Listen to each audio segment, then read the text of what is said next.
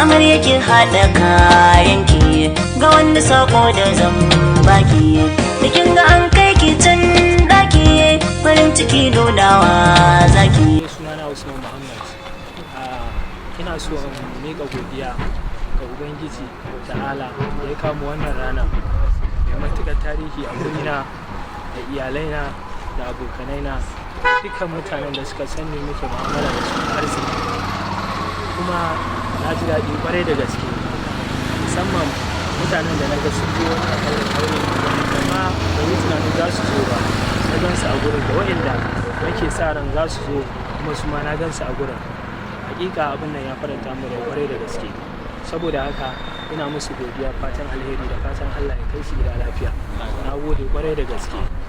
Sannan kuma abu na biyu shine ita wannan tafiya ta al'amari na aure abu ne muhimmi, ba abu ne na wasa ba.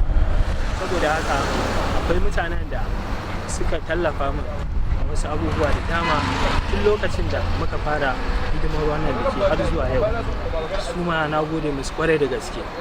Ni alwala ku yo sallah ku gaida mai sama sarkin ku, zuri aka gari zai ba ku, sannan zai share ku kanku.